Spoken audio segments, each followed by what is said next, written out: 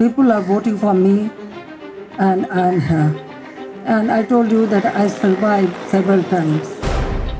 I always feel my responsibility for my people. Bangladesh में तख्ता पलट हुआ। सेना ने शेख हसीना को अल्टीमेटम दिया और उसके 45 मिनट के भीतर ही उन्हें देश छोड़ना पड़ा।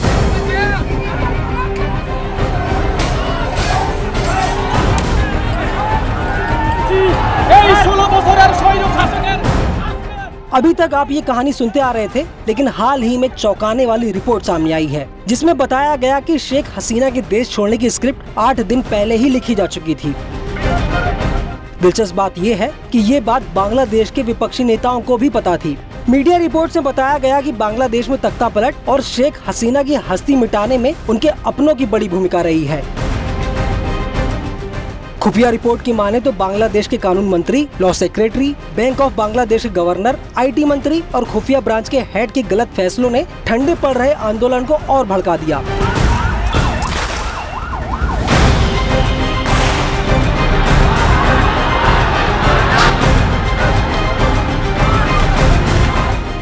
मोबाइल इंटरनेट सेवा बहाल करना और आंदोलनकारी छात्रों से जबरन पूछताछ करना हसीना सरकार को भारी पड़ गया।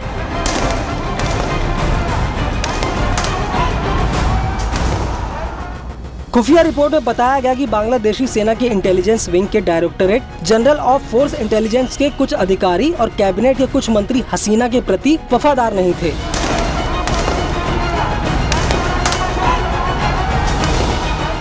डीजीएफआई ने तख्ता पलट से ठीक पहले शेख हसीना सरकार के कैबिनेट मंत्रियों, बड़े अफसरों और विपक्षी नेताओं के कॉल रिकॉर्ड किए थे, जिनसे जाहिर है कि आईटी मंत्री और खुफिया ब्रांच के हेड के गलत फैसलों से प्रदर्शन भड़का और शेख हसीना की सरकार गिर गई।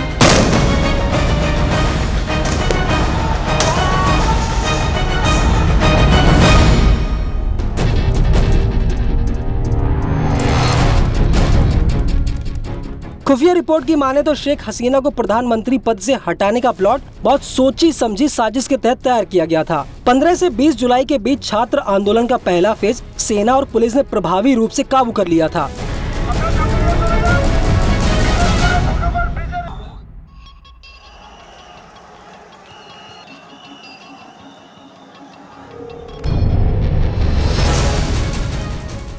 मोबाइल इंटरनेट डाउन था और प्रमुख छात्र नेताओं को हिरासत में ले लिया गया था। विपक्षी पार्टियों पर छात्रों को गुमराह करने का आरोप लगाया जा रहा था, यानी सब कुछ नियंत्रण में आ चुका था। लेकिन 28 जुलाई को मोबाइल इंटरनेट सेवा बहाल कर दी गई। दावा है कि अगर इंटरनेट सेवाएं एक हफ्ते और बंद रहती तो आंदोलन दम तोड़ देता।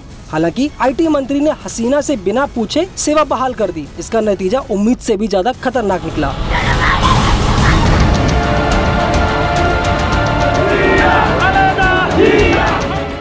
खुफिया रिपोर्ट में विपक्षी दल बांग्लादेश नेशनलिस्ट पार्टी यानी बीएनपी की मुखिया खालिदा जिया के सलाहकार अब्दुल हाय सिकदार व जमाल सिद्दीकी के बीच 27 जुलाई को बातचीत हुई, जिसे पता चलता है कि बीएनपी के नेता जानते थे कि हसीना के हाथ से सत्ता जाने वाली है और सेना को मिलने वाली है।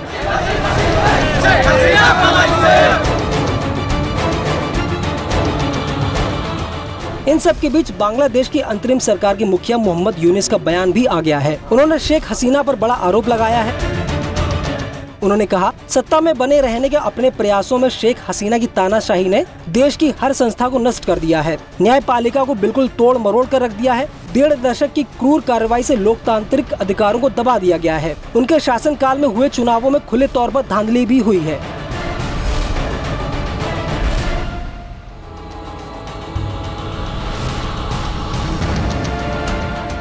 मीडिया रिपोर्ट्स की माने तो शेख हसीना के इस्तीफे और उनके भागने के बाद अंतरिम सरकार के मुख्य सलाहकार के रूप में कार्यभार संभालने के 10 दिन बाद यूनिस ने पहली बार ढाका में विदेशी राजनयिकों को ब्रीफ किया है। उन्होंने राजधानी ढाका में भारत के उच्चायुक्त प्रणय वर्मा सहित राजनयिकों को आश्वासन दिया है कि जल्द उनका प्रशासन स्वतंत्र, निष्पक्ष और भागीदारीपूर्ण चुनाव कराएगा। इस दौरान उन्होंने कहा कि क्रांतिकारी छात्र चाहते हैं कि हम सार्थक और गहरे सुधार करें जो देश को एक संपन्न लोकतंत्र में बदल सकें, और यह काम बहुत बड़ा है, लेकिन सभी लोगों और अंतर्राष्ट्रीय समुदाय के साथ मिलकर ये संभव है। बता दें कि शेख हसीना जून 1996 से जुलाई 2001 तक और फिर जनवरी 2009 से अगस्त 2024 तक बांग्लादेश की प्रधानमंत्री रही हैं।